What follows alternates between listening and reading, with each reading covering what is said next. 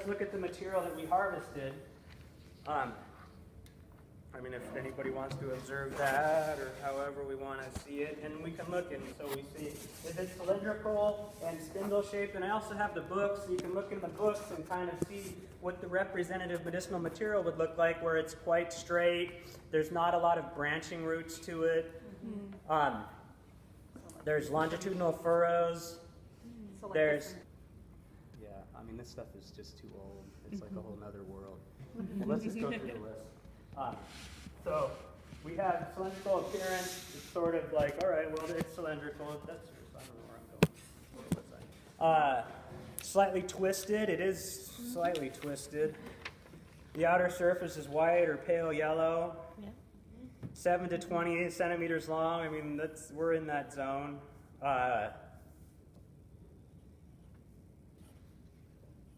Long horizontal lenticle, like spotted scars and lateral root scars. So, I mean, we'll have, there's a few, and they would likely be created as, so, I mean, there's these little things here. Yeah.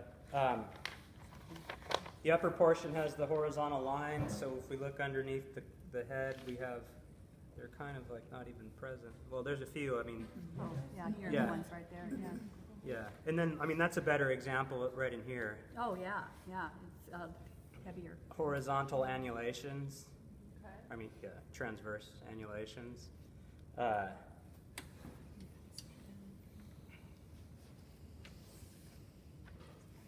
half-moon stem scars are harder to find. Like, we should have half-moon stem scars, but I think this is like, that would actually kind of be this thing up here. But it's odd looking because it's so old at this point. When we can't necessarily see it in the, do we have clippers or something? Yeah. The material. So you're saying this one is too old, but Yeah. when is the best time? Second or third year. Second or third Yeah. year. Yeah.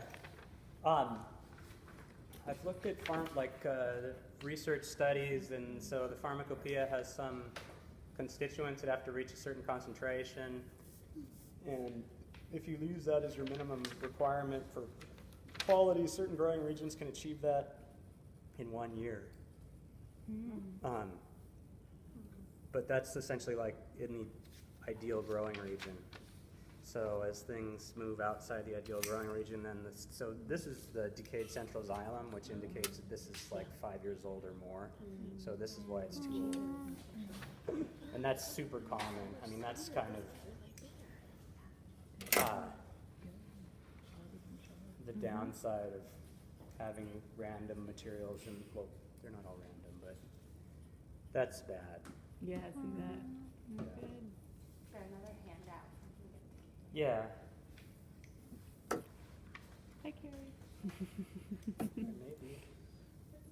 No, we have. We have many. We don't have 12 people here yet. So, I wanted to try to show the chrysanthemum center, but it's hard to see until it dries. But you can see the radial striations when you look at the middle of the material and you start seeing the radial pattern. This is the chrysanthemum center. If we look at the chrysanthemum and we think about the patterning of the chrysanthemum flower, it has a radial pattern of the petals. So that's what's implied by the chrysanthemum center. Another really common thing is the golden well and jade fence, which is the, I guess we could see that over here,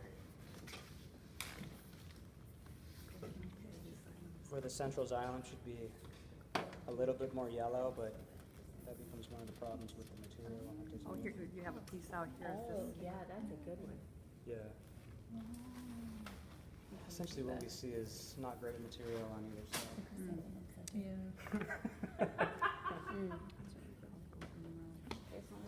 So, like, Peg has a good example in her book of something that's likely a second year root. Yeah. And then you also see like the branching pattern is a bit excessive. It's likely the soil might have been a little bit too clay and not enough of an arenaceous loam. And things that we notice through comparing the dried material to the fresh material is the fresh material is more pungent. And I think this is one of the major challenges within drying the material, because you don't necessarily, it's hard to say. If I taste this material and it's less pungent, and I taste that material and it's more pungent, I don't necessarily know if the starting material was more pungent or whether it's drying. Yeah. And that's one of the things to consider. Something like we have over there, we have Angelica sinensis, the Dongguei. So Dongguei should be highly aromatic, and one of the features of it is the oil cells that are visible. And but it's actually really moist, and you harvest it really late in the season. And the biggest problem with it is that it mildews when you're drying it. But you have to dry it as slowly and as gently as possible to not bake off the essential oil. But if you dry it too slow and too gently, it rots. And it turns green and it smells disgusting, and it's a disaster. It's really bad.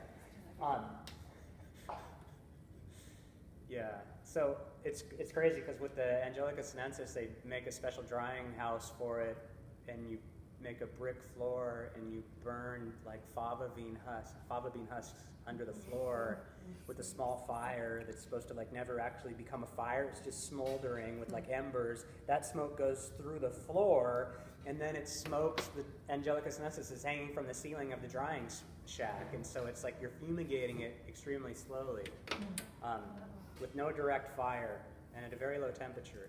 And downside of that is that leads to sulfur smoking, which is a way of cheating, because sometimes in that area the material doesn't dry fast enough. It starts graying, it starts mildewing, there's fungus. So I use the sulfur to make it white and to kill the fungus.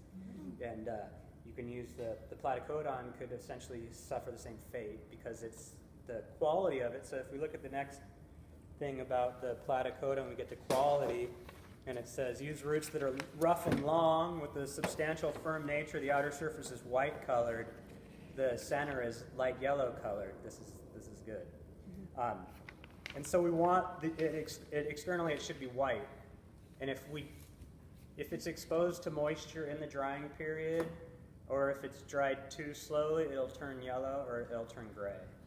And this is not good. And so frequently people hedge their bets and they sulfur smoke it. And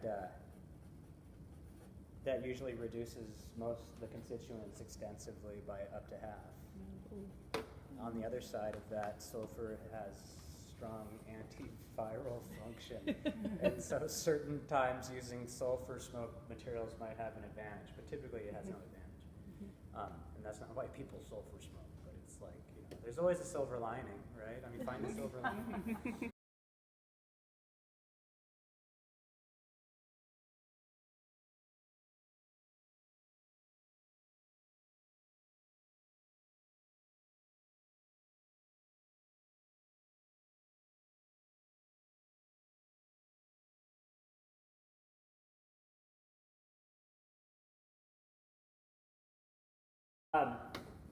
Maybe it's time to move on. Yeah, it sure is. Okay. So we started with platycodon, and now we'll move on to Adenophora.